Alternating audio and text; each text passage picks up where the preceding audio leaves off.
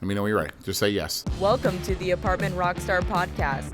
Join the Apartment Rockstar Robert Martinez, a real estate industry icon and two-time National Independent Renter Owner of the Year, as he interviews the best in multifamily apartment investing and management. Follow his journey to 10,000 units and beyond. Hey, I'm Robert Martinez, the Apartment Rockstar, and welcome to another episode of the Apartment Rockstar podcast. This podcast is designed to highlight Rockstar Capital, what we're doing, where we're going, some of our strategies. But what I love most about this podcast is that we get to highlight our staff. Today, I'm joined by a very special guest, Aaron Twyman.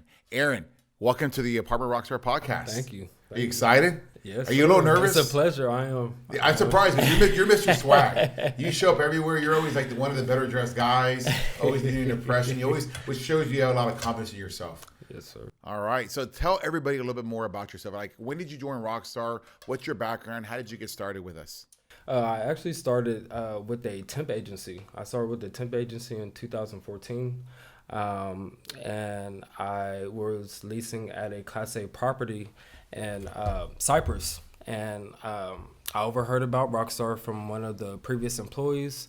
I had about 4 interviews with Eddie and Melissa. I had some phone interviews. I had some at the property interviews. And I finally got the position for assistant at Dearborn Gardens. I started in 2016. Worked my way up to a manager. Was also managing at Gardens, and then recently in July I was promoted, same position, more responsibility, to Westwood Village. It was about 100 more units than Dearborn Gardens, and I went in, hit the ground running, and received another promotion to senior property manager, where I am the on-site manager at Westwood Village, and I oversee one of the new acquisitions in Corpus, which is the Cove. Yeah. So when did you join again? 2016. That's what I thought I heard you say. So you're approaching your 4-year anniversary. Yes, sir. All right. So I'm going to say a little something. Rockstar, we're a very proud company, and we're very hard. It's not easy to last, right? Because we work hard, and the weak links show themselves, and they kind of get shown the door. And if you've been here for 4 years, that means you've obviously done a great job. And I've seen you've seen people come in and out. Yes. So you know exactly what I'm talking about. Yes. Congratulations. I Thank think you. that's awesome. Thank you. I appreciate it. You have a reputation to be Mr. Confident, right? Yes. You got a lot of swag. Tell me what it was like that first day you walked through the door at Rockstar. I was nervous. I came in the door very competitive. I observed. I believe Melissa was there quite often. I was picking her brain. I was asking her quite a few questions. I also had an awesome manager, Clara, which I did the same thing, and same thing with Jose. I was trying to learn so many new aspects at the same time, so I can make a great impression for myself and, bring up my property. And I'm not going to lie, it was tough, but, I definitely overcame. I had a good time doing it. I think we're a very young company. I think people would look at us and you see people in positions that perhaps would not be there in that position in another company, right? But we've got a youthful vibe here. And I think you, to me, are one of those people that brings that youthful vibe to the company. I think I remember you joined to the company, and you were asking me questions. How can I stand out? What can I do? And I think you heeded pretty much all my advice. I know that whenever emails go out on we want focus on this or we want focus on that, you're one of the big ones that really try to win, try to go on, try to get you and your team recognized. And I always think the signs of a great leader are the people that work underneath them. So have you had people get promoted underneath you? Yes, sir. My first assistant manager that I brought to the company, Priscilla Artiga, she is now the property manager at Water Chase. And then I also recently promoted a floater to an assistant manager. In a very short time, she has exceeded my expectations. As far as delinquency and collections, customer service, leasing, she had a lot to learn in a short amount of period of time, and she definitely performed. And then I also promoted one of my leasing agents to where she is going back and forth between Corpus and Rosenberg with me. So she's the leasing manager. So you've done a lot of training. Yes. What do you try to focus on? What is it that you try to do to get the best out of people? Why have your people that you've trained been successful? First and foremost, I train on the basics, customer service, the Rockstar Handbook, which is, I feel like should be, highlighted upon everybody's, entry into the company. And then I kind of take it a step at a time. I outline their job duties. I try to empower them while also, making sure they stay within the company guidelines.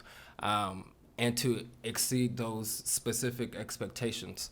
I realize that, everybody learns differently. Everybody, receives, they grasp onto, things differently. And you kind of have to just figure out what makes a person go. So, I figured I do a lot of observing with my superiors and the people below me. And I figure out, what makes them tick. And literally wind it up and wind it up. Yeah, I like it. Wind it up, sir. It's a great way of looking at it. That's great, right? Because again, everybody's a representation of you. If they're on your team, they represent you. So whether they show up to work on time, whether they've been out all night and they show up late, or they're not really ready to go and they look like they're still out last night, or just how they handle the residents, right? Because that's our lifeline, right? It's the residents, and it's a representation and a reflection of you.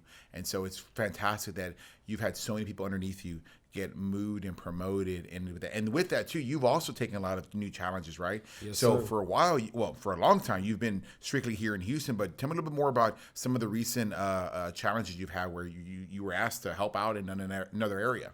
Yeah, so I was moved to Rosenberg in July. I didn't really know too much about the market. I was a little bit nervous going into that position. Getting to know new property, the new employees, the new market. But I tried to learn everything I could as fast as possible. There were some new challenges, and I literally had to take it one step at a time. I also had to, again, empower my employees to, because it does start from the ground up. And then also, with the Cove and Corpus, it's a little bit different down there because you're relying on the market while you're also relying on, there's a big market for the factory workers. So I had to learn, the contracts and, the incoming personnel and how to market to specific contracting companies and, work out deals, and how can, we make our finances, correctly while also, making them happy and keeping them happy to bring, more people. What always separated you from everybody else to me was you just had a certain level of confidence but maturity. And I know you were previously in the service, right? Yes, sir. So before I get into that, thank you very much for your service. Thank you. Thank you. Thank you. What do you think you got from the military, and how do you think that's applied today? So they, coming in the door in the military, it's very different. So, we were trained to, you're not really allowed to ask a lot of questions. Whatever, guidance you're given, you just do it. And it's kind of, plain and dry, simple. You do the best you can at whatever task they give you, and you don't really, ask questions, and you do whatever, literally whatever it takes to get the job done. But there's a little bit of discipline too, right? Yes, discipline. We call them the Book of Regulations in the Army, and there's a regulation literally for everything. The way you walk, the way you address people, you have to address everybody as sir and ma'am, or, you can get reprimanded for not doing it. And at a very young age, I joined when I was 19 years old. It kind of forced me to mature at a very young age and learn a lot of, life lessons that, I feel like I may have learned a little later on in life if I didn't join. So, Yeah, definitely instilled a certain demeanor Sure, within well, me. it's got to be a maturity process, right? Yes. And so, how do you think that's applied now? Now that you're actually in the workforce and you're full into your career, you're now a senior manager, right? Yes. Yeah, it's a big Senior deal for property us, man. manager. That's a good deal Yes, because sir. obviously it's one more step right closer down to the career path. And believe me, your name has been mentioned in the next steps, regional and area manager and those kind of things. So rest assured, you're in those conversations for sure. Tell me how you think that the military background helped you. It definitely helped me by, learning literally picking up the handbook. It definitely translated to, me picking up the handbook, learning the Rockstar way, which I realized, I know we've mentioned it before, I've seen people, come in the company. I've seen people, go. And I feel like, one of the big things that everybody has to adapt to is learning our way of doing things within the company. It's literally laid out. You don't really have to add too much to it. You don't have to take away. It's all there in writing. And I feel like that has helped me out a lot since day one.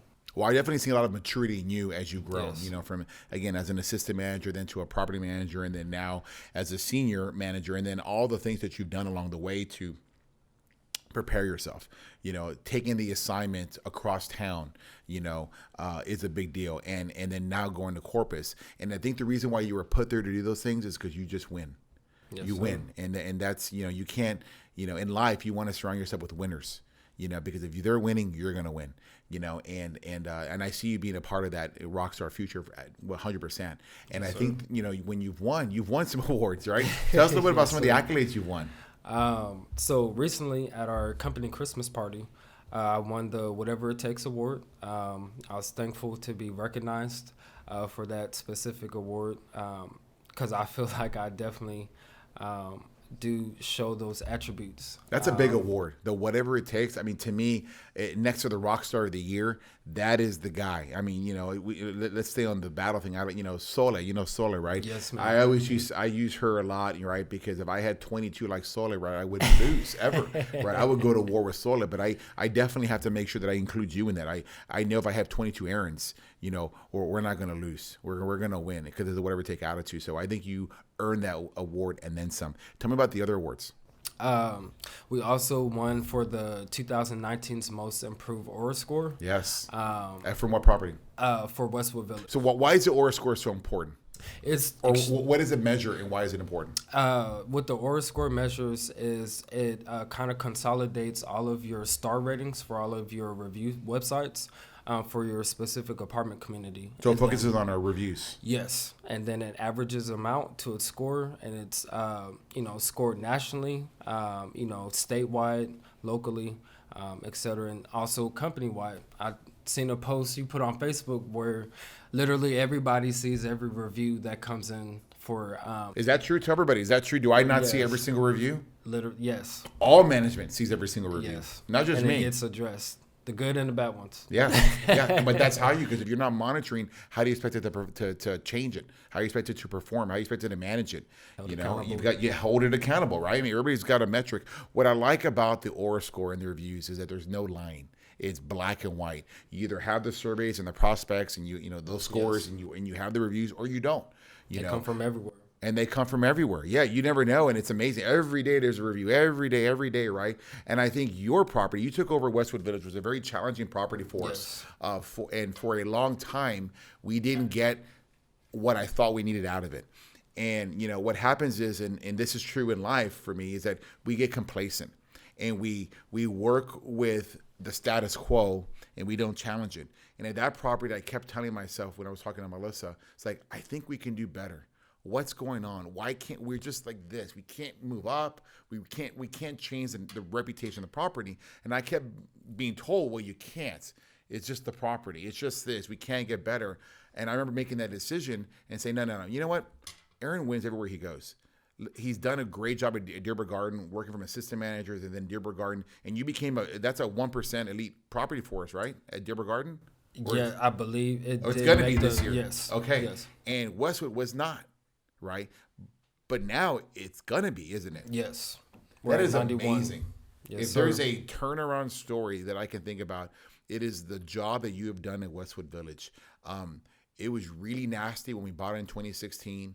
I think we had the wrong pieces in place for a little too long, and we got used to the status quo. Once it hit a certain level of like, it's all about pain. How much pain are you willing to take, right? Before you do something. Like, how hot does that pan have to be before you let go, right? Like, ouch, it hurts, right? Well, you don't like pain. I don't like pain.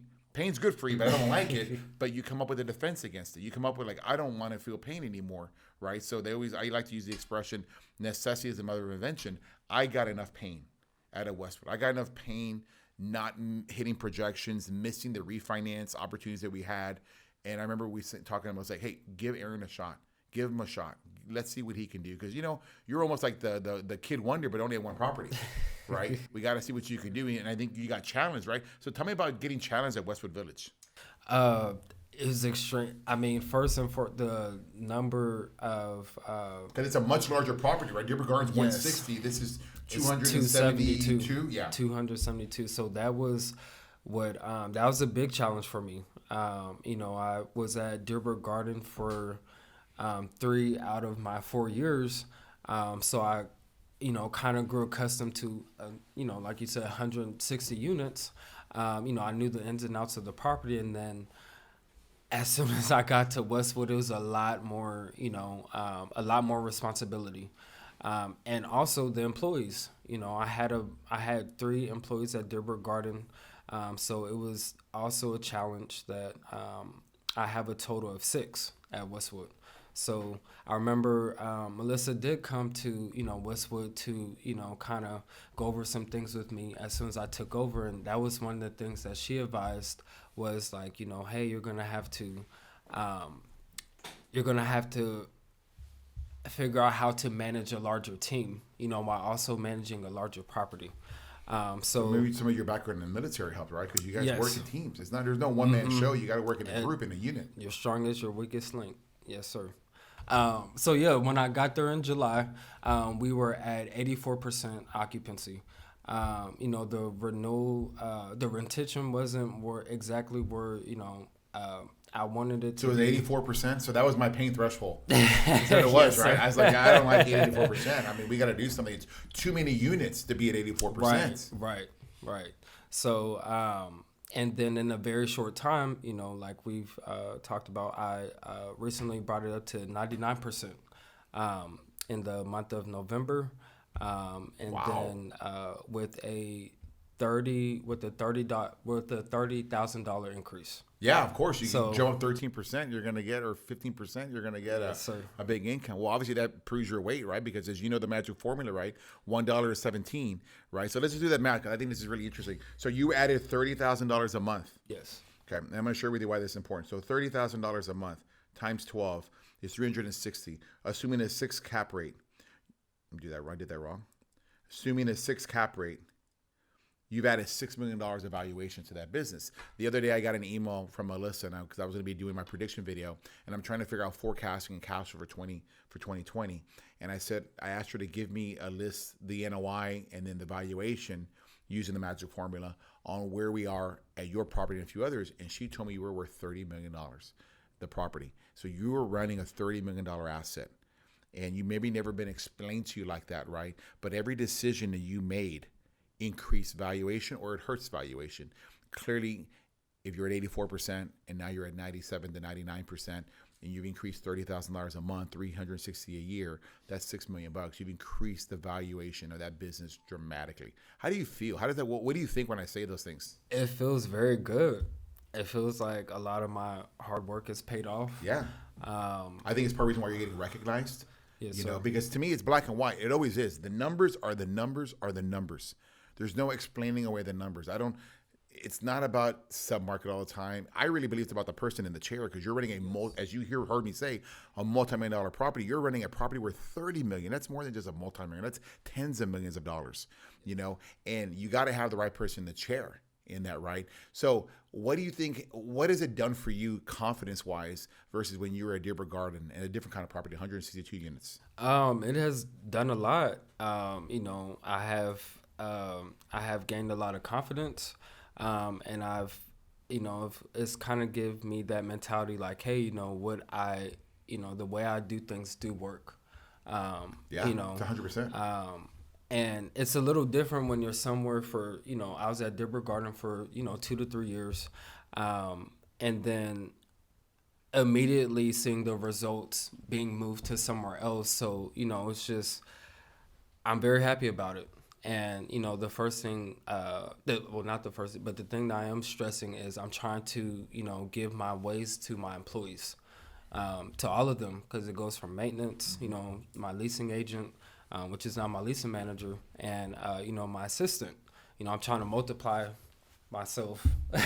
Well, yeah, you got to create many needs. Yes, sir. But they have people to think, though. They can't just go and be with you. In fact, I was doing an interview. I was a little late for this podcast, and I was doing an interview with Melissa, and I started to, I was formulating a question, right, when we were talking to the interview person, and Melissa asked the same question right when I was going to ask it, right? And so that made me feel really good, because that's not the first, that's one about 100 times that's happened where she's sharing the same brain. She's a mini me, and that's what you got to do. Your team has to start thinking like you. They've got to share your brain, so that, because I know you went down to Corpus, where you were when you went down to Corpus, because you didn't lose responsibility for Westwood. You kept both, right? So yes, sir. Was there a loss of performance when you were gone? No, they have not. They've actually kept it going. We've done quite a few rent increases since I've been gone. The income is still, very high. Expenses are still low. I'm watching. They know I'm watching, and they do call me here and there. But a lot of the things, I've already trained them on, before I left. So the ball has not been dropped.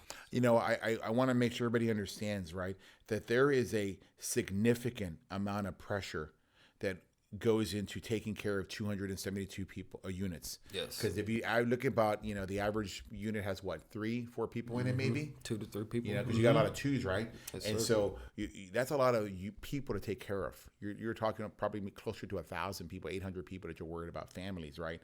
Yes. And not just that, there's pressure from management to pull the best out, right? And you have Tracy and the team sending in leads and hopefully turning those around and converting them, right? But does the pressure get to you? No. Do you lose sleep on it? Does it affect you? Are you constantly thinking about stuff? The pressure does get to me, but in a positive way. Yeah. I've noticed since, being not so much when I was an assistant manager, but when, I first got my property manager, especially when I got to Westwood. Just when I go home, I'm thinking about different ideas. I know I'm emailing Tracy random stuff. I'm sending her text messages like, hey, what about this? Melissa, my regional, Daniela. I have a saying with me and my regional, like I have so many tabs open in my head where, I'm trying to accomplish all these things. But I feel like that's what the pressure has done to me, but in a positive way where, I want to succeed so bad. I'm trying to come up with new ways to outdo myself. Why do you want to succeed so bad? What drives you? What is it that makes you want to succeed? I want to make my parents proud. Is that your inspiration? Yes. Mom? My parents, yeah. My mother and my father. Tell me why. Why is that important? It's important because they've always been they've had a lot of expectations since I was a child. I remember I would just a random memories. I would bring home like B's or A minuses on tests, and it was never, good enough. So, that's where I kind of got that mentality where I've always wanted to exceed expectations. Yeah. Because I've been raised like that since I was a child. So do you see why now they're so hard on you? Yes. Right, because they're teaching you how to win. Winning is a mentality. Winning is an expectation. And I know I look when I'm doing these meetings and I have everybody in front of me, right? I can see them looking at me, and it's sometimes deer in the headlights, and I wonder what they're thinking. It's like, this guy's an egomaniac. This guy's this and that. Like, no, I just expect to win because you have a duty to win. And I think you show that. I mean, understanding how your military background, you had a duty as you're a military personnel, right? Well, you have a duty to yourself in life. You have a duty to help yourself. You have a duty to make your family proud. Because you, as I said, with your team, you're a representation of them and how they brought you up. And there's people that wind up in bad parts of life because they lost sight of that, right? And I think you are a credit definitely to your mom and your dad. So I think you definitely made them proud. I mean, I hope you share with them that you're running a $30 million business. Yes, I have. She came and visited me recently in the summer. So both of them did. And not just that, right? I mean, you are definitely on that short list of, as we grow, who's going to take over properties, and help us with that. We've got massive expansion plans this year, growth plans this year. And, my biggest fear, right, is like, who's going to help me run these things, right? How are we going to do this? Am I getting ahead of myself? And I sleep better knowing that you're around. Yes, sir. For sure. I can't wait. Yeah, and with that, I think there's, besides career advancement, there's actually financial success. As Kiwi, she did a fantastic job at Maplewood, and she got rewarded handsomely, I believe. And she even got a promotion out of it, and she's going to get a nice perk with it as well, right? Because she earned it. She made that group, 600 and what was it, 73%. Jonathan, it was 673. It was a massive number, right? And so she should be rewarded, and I think you should be rewarded too, right? Because you have your support team, but then they go home, and the best ones stay there late with you, right? The best ones are there. Hey, coach, how are we going to be better tomorrow, right? But at the end of the day, the buck stops with you. Every mistake at that business is your fault. Right. Yes, sir. And that's how I see this business. Every mistake that's here, every person's here is my responsibility. I made a commitment to myself that no longer will people join us and I have not met them, and I haven't interviewed them. And I remember you had 4 interviews. We did it better back then. And I think the results show, you were very green, and in 4 years, you've become a top rock star for sure. So congratulations on your success. Thank you. So I've outlined a couple of things for you, right? But tell me a little more. What is it that you want to do? Where do you want to go? Where do you see yourself? I see myself utilizing my training strengths. I've spoke with, my immediate supervisor about, I do want to become a multi-site or, regional to, leave my imprint on multiple properties. Something that has to do with training and kind of doing what I'm doing now, just on an expanded scale. Most definitely. So yesterday I made a big announcement, and I was going to keep it quiet, but this is why I do it. I made a big announcement that as we grow this next round of properties we're going to buy, I told everybody that if they can meet me, at Rockstar, we don't have a 401k. I don't believe in it. I don't believe in our retirement package in the stock market, because that's all for what 401ks are, blindly picking this mutual fund, and hoping somebody else is going to create your financial future for you. But in this business, you can touch it. And more importantly, you can touch it, you can grow it. You can manage it. You can influence the growth. So what I presented yesterday to the corporate team was that if people could match me $5,000, I would match them $5,000, which is the minimum for our investment. It's $10,000. So you immediately get 100% return on your money, right? If you do what we do, like what you're doing at Cedar Ridge, where you're going to pull out 100% of the equity out, right? That $5,000 could actually be $20,000. Right? If you do what Kiwi did, where you have a 673% return, that $5,000 is actually $70,000 at the end of 7-8 years. Now, they're not always going to be like that. Mm-hmm. It's all about the management in play, but that's an opportunity for you to invest. And so what I told the corporate team is I'm going to release it to the rest of the company, but by invitation only. Okay. And so I would like to formally invite you to have that opportunity, because I think you've earned it. So when you're ready and you're able to put some of your own skin in the game, I will match that.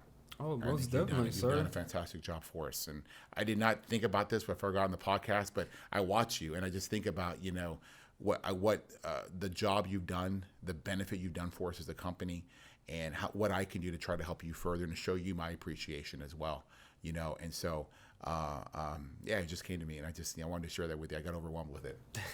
Thank you. I appreciate it. Aaron, you're a special light in this company. Thank you so much for joining me. This has been an extreme pleasure and a joy for me. I didn't know what to expect when I walked in here, but I knew I'd have a lot of fun. You're just it's just so much fun to talk about people when they're doing so well. It's just easy. I don't even have to prep for this interview. I can just sit here and just look at you and talk because I lived it with you. So congratulations, Aaron. I really appreciate it. Thank you. I really appreciate it.